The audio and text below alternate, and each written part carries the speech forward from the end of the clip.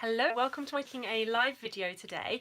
So I apologise for the outfit that I'm in. I've just been out running this evening and I'm still in my running gear, and I think that when I watch this video back in to come, I may regret the fact that I'm wearing this outfit, but this is what we're working with, so I hope it's alright.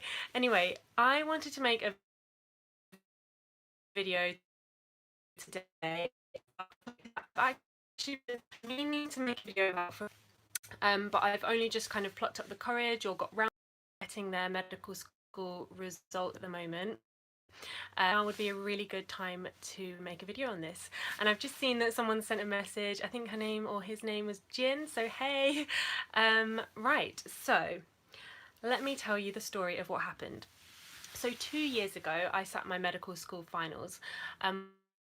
I did graduate Nottingham, for any of you that don't know me already, which is a 4-year medical course, and I had my finals in the February. And medical school finals consist of 2 main exams. So you have your written exam and multi-choice question exam, and you also have your practical exam, which is called an OSCE, and the OSCE is honestly the most nerve-wracking thing in the world. I don't know if any of you are medical students, but they're horrible, aren't they? They are just a horrible experience. And basically what it is you go into a room and they set it up like a clinical scenario. So they have like a fake patient there, you take a history, you might do an examination, you might do a procedure, and you've got fake patient who's an actor, or maybe they might get a real patient in. You've got 2 examiners watching you, and it's just terrifying. I've just seen someone called Samantha has said, yeah, I had my first OSCE last month, and she's put a crying emoji. I feel your pain, Samantha. They are a very tough experience. Anyway, the reason that they test you like this is because they want to see what you're actually like with patients and see how you perform under pressure. Now, all the way through medical school, you just accept that these exams are horrible, but we all get through them. And the way to get through them is to just keep practicing. And honestly, in the lead up to finals, I practiced my little butt off. I felt like I was really ready. I really felt like I could do things just straight out, just go for it, without really having to think too much. However, as I've mentioned in some of my other videos, I sometimes have quite bad anxiety, and right before I went in for my finals OSCE, I had a massive feeling, this like huge wave of anxiety came over me, and I had this realisation, and it wasn't a very helpful realisation at all. I had this horrible realisation of, oh my god, this is an exam that I've been building up to for my whole life. This is my medical school final. This is going to determine whether or not I become a doctor. And this was whether you can come in or not. And honestly, I started sweating and shaking, like properly anxious. And I got to such an anxious state that I couldn't think. And you get a scenario when you go in, it's like written down. For example, oh, you go to see Mr. Brown, a 55-year-old man who's got not to read what it said on the piece of paper. And I just kind of muddled through. I kept stumbling over my words. So that was a really bad station. With OSCEs, you don't just have the one station, you go from station to station, and it just went from bad to worse. I thought I picked it up on a few of them, and by the end of it, I knew I hadn't done well, but I was kind of questioning whether I'd managed to claw my way through and maybe get a pass. But results day came round about this time 2 years ago, and I opened my letter. I think it was an email actually. I opened my email and it said that I'd failed. So I'd passed the written bit, like the multi-choice questions, and I'd failed the OSCE. And all of a sudden I felt like my whole world was caving in. And I know that sounds really dramatic, but when you have had a dream of something you want to aim for in your life, and mine was medicine, and you work on it and you give your all to it and you sacrifice so much to get there, when you find out that you get your final results and that you've failed, it is just like actually heart-wrenching. Like, I actually did not know what to do with myself. I wanted to like be outside my body. I was in so much pain from it. It was horrible. So I realised that it's exam results for a lot of medical students at the moment, so I wanted to make this video and kind of talk about how I got through that time. So I've written down a few points that are the ways that I got through it, and I thought that I could talk to you guys about that, and maybe it will be useful for some of you, and not just people who are medical students, but also people who sit any kind of exams or are going through something where they're aiming for a goal and they don't get it. Maybe it's like you've aimed for a really big job offer and you haven't got that job or whatever. So before I jump into that, I saw that a few of your messages flashed up on the screen, but I didn't actually reply, like say hi to you guys, so I'm going to try and get them up on the screen and reply to some of you, but I don't know how to get them up on the screen. I don't know how to get them up on the screen. Anyway, give me a little hi if you're there. And give this video a thumbs up if you're watching and enjoying it. Let me know what you guys are up to this evening other than watching my live video. Okay, so if you're going through a time where oh, someone says, what did you get in your GCSEs? In my GCSEs I got 4 A stars, I think I got 5 A's and 2 B's, and I've got a video about my what I got in my GCSEs and A-levels, so have a look at my other videos and you'll be able to... Zara. Okay, so if you're going through a time where you have failed an exam or you've not got something that you wanted to achieve, then the things that I would mention are talk to people. I wanted to just hide away. I felt really ashamed. I saw so many messages and people's updates on Facebook saying like, I've passed medical school, I'm going to be a doctor, I'm going to graduate, and I had this like huge overwhelming feeling of like, I'm not good enough, I haven't got that, why haven't I got that?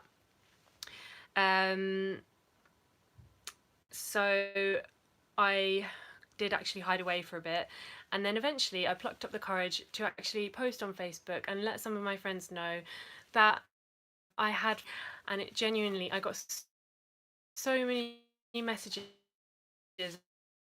overwhelming support from and who had all reached out to me and let me know that they were in the same boat as me, and it made me feel 10 times better. So I would just say, like, reach out to people who will be supportive to you, because a support network is really what you need right now.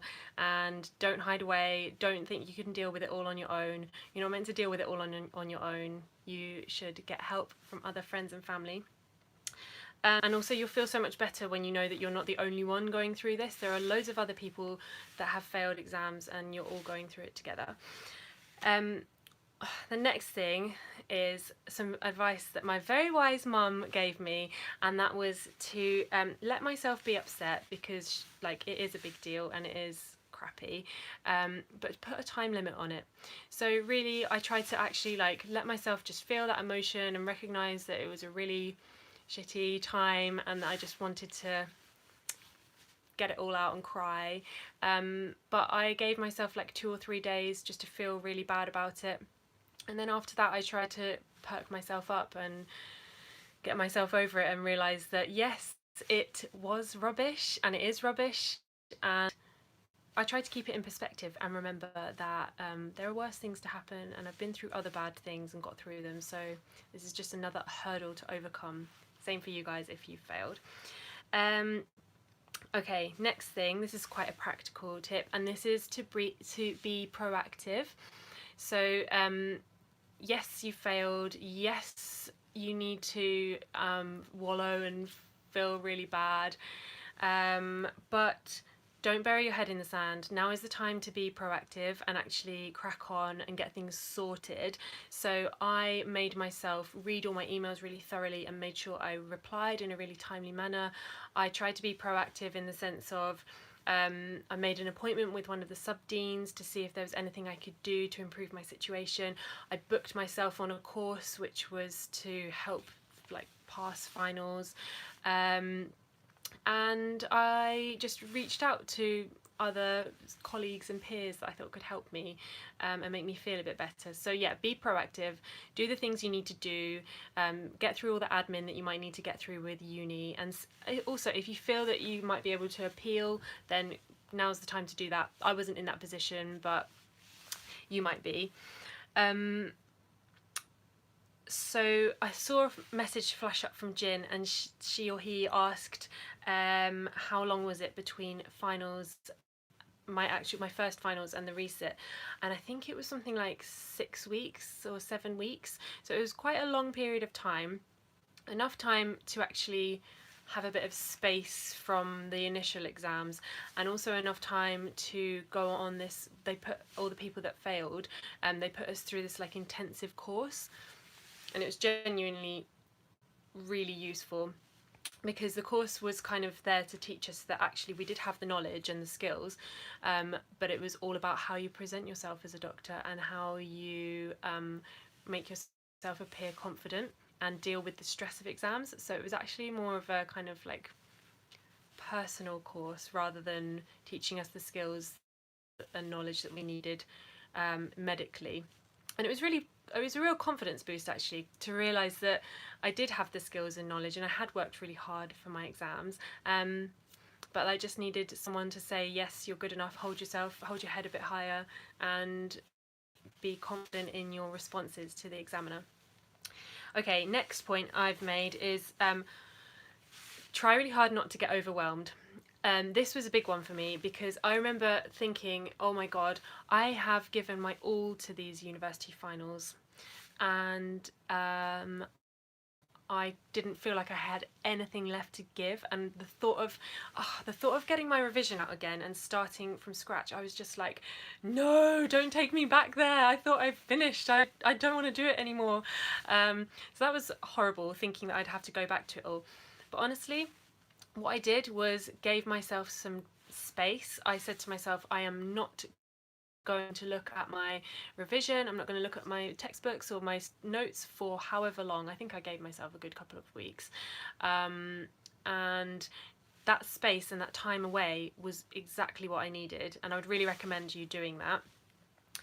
And by the time it got closer to the exam and I was starting to get my notes out again and go to that course where they teach you things, I was actually kind of ready to crack on, and I was just like, yeah, give it to me, I'm going to start now, I'm going to really, yeah, it worked out for the best. I was like, I hit the ground running and I was ready to go.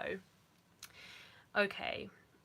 Oh yeah, and then when I did start again, I made sure that I broke down each day into chunks, because there's medicine, as you know, medicine is like so big, there's so much to learn, and in order to make it not feel like this insurmountable hurdle, I had to remember that I could just chip away at it day by day, and I couldn't think about the big picture. I just had to look at the small things that were in front of me each day, break it down into chunks. So that was really helpful for me.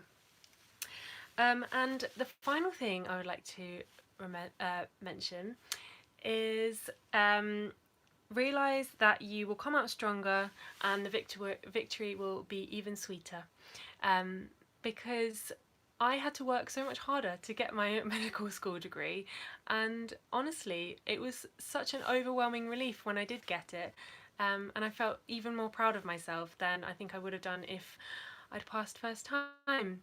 So yeah, I just wanted to make this video so that if even one of you out there is going through what I went through a couple of years ago, I just wanted to let you know that I genuinely don't even think about that anymore.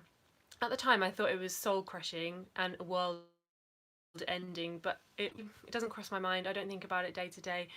Not a single doctor has ever asked me whether I passed that exam or not, first time. no one cares.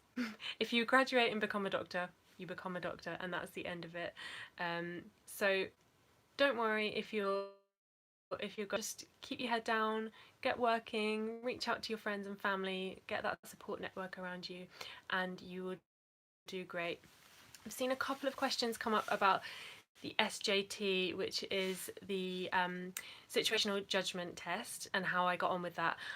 I think I did all right with that. Strangely, it's a test that they tell you that you can't prepare for, but yeah, I think I did all right on that, and I got my top choice of jobs, so I was quite pleased with that. But anyway, guys, I'm going to wrap this up. I hope you've enjoyed watching this video, and it was quite a personal thing for me to share. I was quite ashamed of the fact that I'd failed my OSCE for quite a long time, so I hope that you've found this video, you've learned something from it, and that you enjoyed it. So give it a thumbs up if you did.